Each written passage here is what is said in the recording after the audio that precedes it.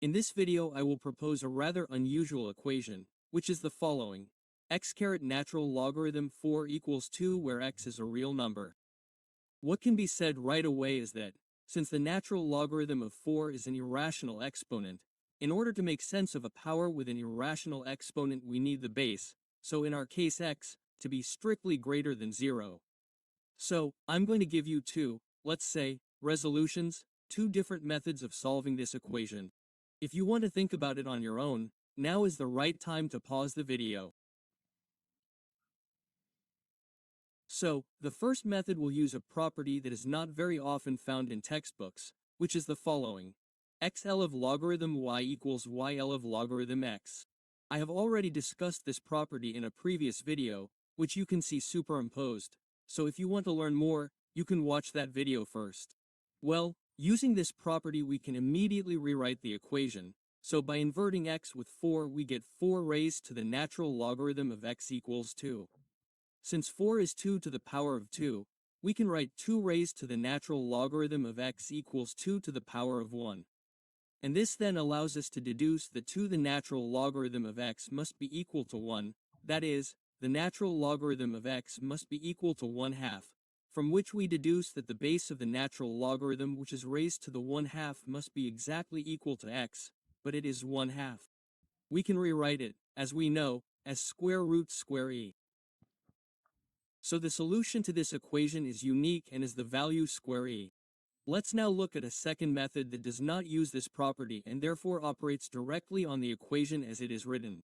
The idea is that since both members are definitely positive, we can raise them both to the quantity 1, natural logarithm 4.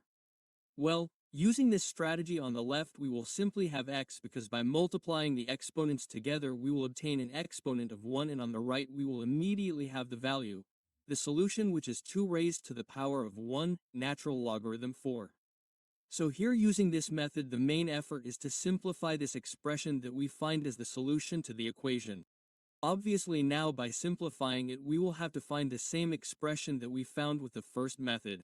So, to do this we can use a property this time quite, let's say, known which is the following. 1 divided by the logarithm to the base b is equal to the logarithm to the base of b, that is, the base, the argument of the logarithm is essentially inverted. So 2 raised to the power of 1, natural logarithm 4 can be rewritten as 2 raised to the power of the logarithm to the base 4 of e which we know is the base of the natural logarithm. What we can then do is write 2 as square root 4 eh to make a 4 appear and then write 4 caret 1/2 eh raised to the logarithm to the base 4 of e. Clearly, due to the property of powers, this means raising 4 to the product of these two.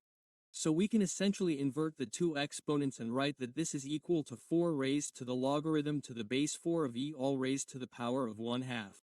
And clearly, due to the fact that the exponential and the logarithm are functions of each other, this quantity in parentheses is nothing more than the value e and therefore this quantity is equal to e raised to the power of 1/2 which we know is square root e. So this second method also led us to the same solution that we found with the first method. Well, obviously I expect that some of you can propose other solution methods and you can leave them in the comments. And in the meantime, I thank you for your attention and I'll see you next time.